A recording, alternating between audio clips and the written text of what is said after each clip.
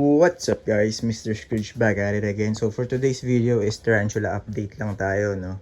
And wait lang, meron na nga pala tayo dito ngayon, no? May sticker wall tayo. Dalawa pa lang yung nakalagay kay Dr. Scale tsaka kay PCF pa lang, no? So kung gusto nyo mapasama dyan, alam nyo na, padala kayo sticker sa akin. Kahit sticker lang.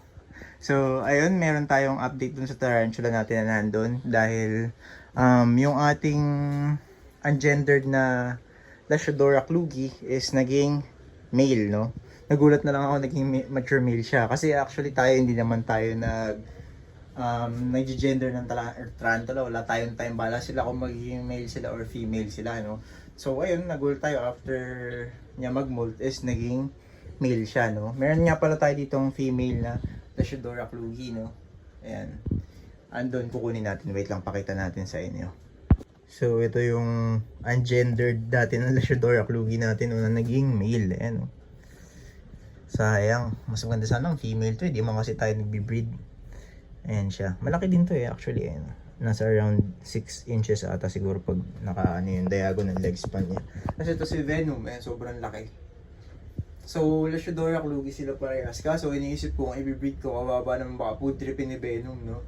Sobrang laki kasi ni Venom, baka kainin niya lang to.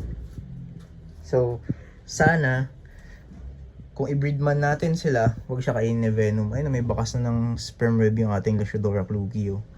Kaso nga lang, pinag-iisipan ko pa, hindi man din tayo nagbebenta. Ano gagawin natin sa napakaraming tarantula, no?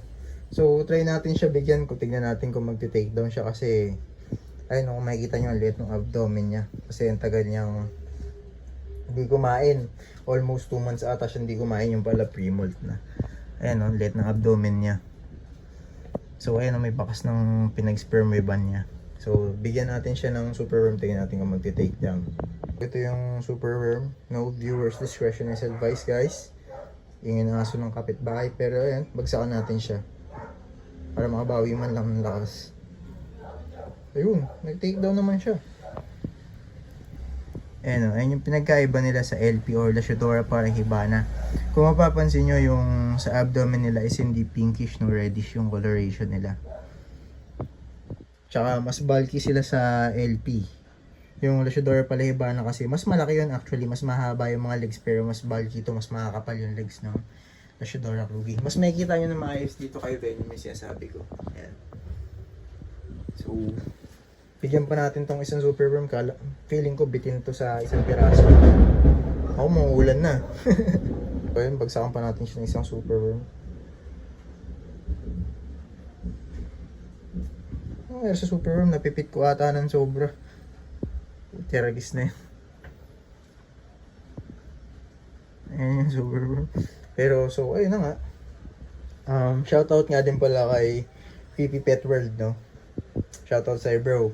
Papa-shoutout siya nakaraan pa, hindi natin na siya shoutout. So, shoutout sa'yo, brother. Follow nyo din yung page niya. So, ayun guys, hanggang dito lang. Tarantula update lang, simpleng update lang.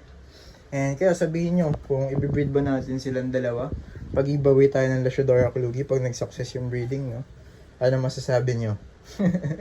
So, ayun lang guys, hanggang dito lang guys for today's video. And thanks for watching. Bye-bye!